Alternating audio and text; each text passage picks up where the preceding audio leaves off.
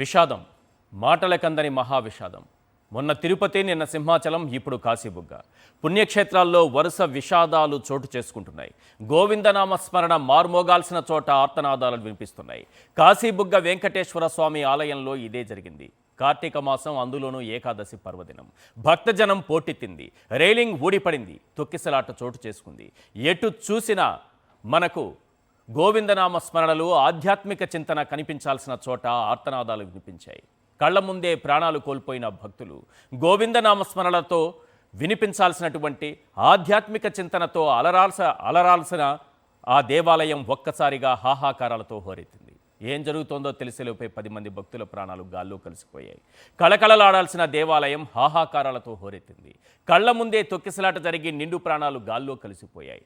ఎటు చూసినా చెల్లా చెదురుగా పడి ఉన్న మృతదేహాలు, ఒంటి నిండా గాయాలతో పుణ్యక్షేత్రం భీతావహంగా మారింది. ఒకసారి ఆ దృశ్యాలు చూద్దాం. కాశీబుగ్గ వెంకన్న ఆలయాన్ని చిన్న తిరుపతిగా అక్కడి స్థానికులు పిలుస్తారు. అందులోనూ 12 ఎకరాల్లో కొత్తగా కట్టినటువంటి ఆలయం ఇది. ఈసారి ఒక పర్వదినం రావడంతో ఎంతమంది భక్తులు వస్తారు, ఏ స్థాయిలో అక్కడ భక్తజన సందోహం ఉంటుందనేటటువంటి అంచనా వేయలేకపోయారనేది చాలా క్లియర్గా కనిపిస్తోంది. ఎవరి నిర్లక్ష్యం ఇందరి ప్రాణాలను బలి తీసుకుంది, ఎవరి వైఫల్యం ఇందరి కుటుంబాల్లో విషాదాన్ని నింపింది. ఆ తల్లి కన్నీటిని, ఆ తల్లి ఆవేదనను తీర్చేవాళ్ళు ఎవరు? ఒక్కసారి ఆ దృశ్యాలు చూడండి, ఎంత హృదయ విదారకంగా ఉందో. దేవాలయాలకు వచ్చి పవిత్ర పుణ్య దినాలలో, పుణ్యక్షేత్రాల్లో, అందులోనూ కార్తీక మాసం, ఏకాదశి కావడం, ఈరోజు అక్కడ ఏకాదశి రోజున స్వామివారిని దర్శించుకుని దీపాలు వెలిగిస్తే తమ కష్టాలు కడతేరుతాయనే నమ్మకంతో, విశ్వాసంతో భక్తులు అక్కడికి వస్తే కొందరి నిర్లక్ష్యం నిండు ప్రాణాలను బలి తీసుకుంది. ఈ పాపం ఎవరిది? ఎవరి నిర్లక్ష్యానికి ఎంతమంది బలయ్యారు? ఎవరి వైఫల్యం ఎందరి ప్రాణాలను బలి తీసుకుంది? ఒకటా రెండా?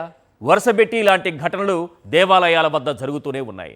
భక్తులు ఆలయాలకు వెళ్ళాలంటే భయపడాల్సినటువంటి పరిస్థితి ఈరోజు కనిపిస్తోంది. ఇది చిన్న తిరుపతిగా, ఉత్తరాంధ్రకు సంబంధించి చిన్న తిరుపతిగా పిలుస్తారు.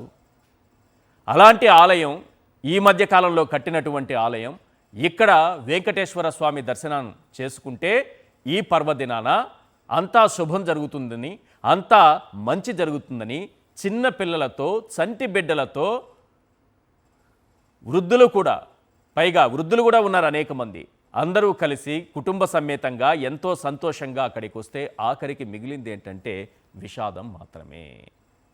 అసలు మీడియాలో కూడా విస్తృత ప్రచారం జరిగింది. ఒక మంచి ఆలయం, ఈ ఆలయానికి జనరల్గా ఒక 2000 మంది వస్తారంటే ఈరోజు 25,000 మంది వచ్చారని చెప్తున్నారు. అక్కడ ఉన్నటువంటి రైలింగ్ ఒక్కసారిగా కుప్పకూలడంతో, ఆ రైలింగ్ ఊడిపడడంతో, ఆ రైలింగ్ పై నుంచి ఒక్కసారిగా ఆ క్యూలో ఉన్న వాళ్ళందరూ కిందకు పడ్డారు.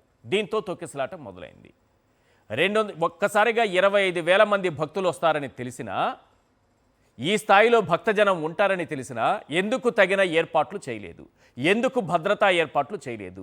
భక్తులకు సౌకర్యార్థాలు, వాళ్ళకు కల్పించేటటువంటి సౌకర్యాలతో ప్రశాంతంగా దర్శనం చేసుకొని, ప్రశాంతంగా ఇళ్లకు తిరిగి వెళ్ళి వాళ్ళు హాయిగా గుండెలపై చేసుకొని బ్రతకాల్సినటువంటి వారి జీవితాలను అర్ధాంతరంగా ముగించాల్సినటువంటి పరిస్థితి ఎందుకు వచ్చింది? ఒక్కసారి వాళ్ళ ఆవేదనను ఒక్కసారి విందాం ప్లీజ్.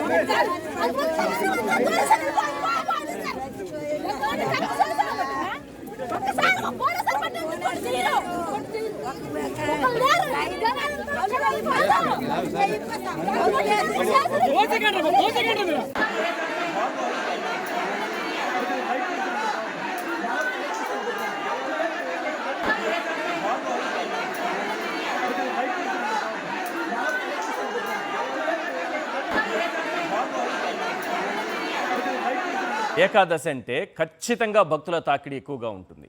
ఇది ప్రత్యేకంగా చెప్పాల్సిన పని లేదు. ప్రతి అధికారిని పిలిచి, అక్కడ ఉన్నటువంటి సిబ్బందిని పిలిచి, తాంబూలాలు పెట్టి, ఏకాదశికి భక్తుల తాకిడి ఎక్కువగా ఉంటుంది, ఇక్కడ ఇంతమంది వస్తారు అని ప్రతి సందర్భంలో చెప్పాల్సిన పని లేదు.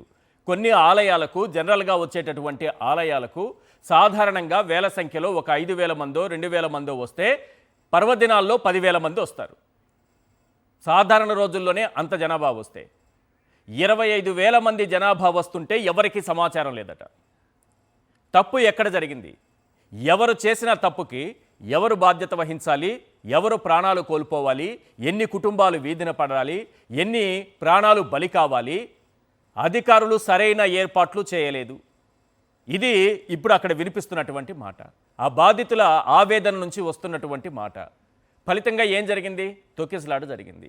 మహిళలు, చిన్నపిల్లలు అయ్యప్ప మాల వేసుకున్నటువంటి బాలుడు కూడా మృతి చెందాడంటే ఎవరిది పాపం? ఎవరు బాధ్యత వహించాలి?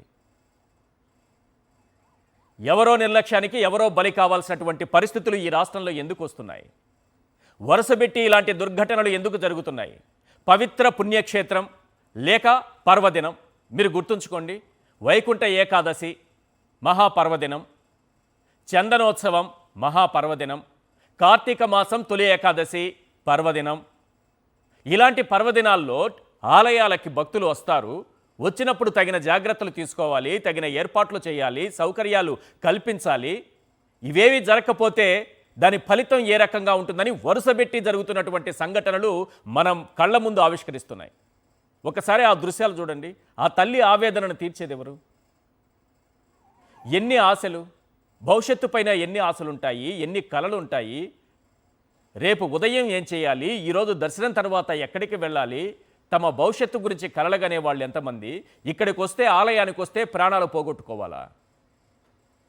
అసలు ఏం జరుగుతోందో పర్వదినాల్లో పుణ్యక్షేత్రాల వద్ద అర్థం కాని పరిస్థితి ఏర్పడింది. మా ప్రతినిధి నాయుడు మనకి అందుబాటులో ఉన్నారు, కాశీబుగ్గ వెంకటేశ్వర స్వామి ఆలయం నుంచి. నాయుడు, అసలు ఏం జరిగింది? వాస్తవంగా ఈరోజు ఎంతమంది భక్తులు వస్తారని అంచనా లేదా? వచ్చినటువంటి భక్తులకు తగినటువంటి సౌకర్యాలు కల్పించాలన్న స్పృహ లేదా? అసలు ఏం జరిగింది అక్కడ? ఈశ్వర్, పలాస శ్రీ వెంకటేశ్వర స్వామి దేవాలయంలో దారుణమైన సంఘటన చోటు చేసుకుంది. ఇక్కడ తొక్కిసలాట జరిగి ఆ అధికారులు చెప్తున్న లెక్కల ప్రకారం 9 మంది మరణించారని చెప్తున్నారు.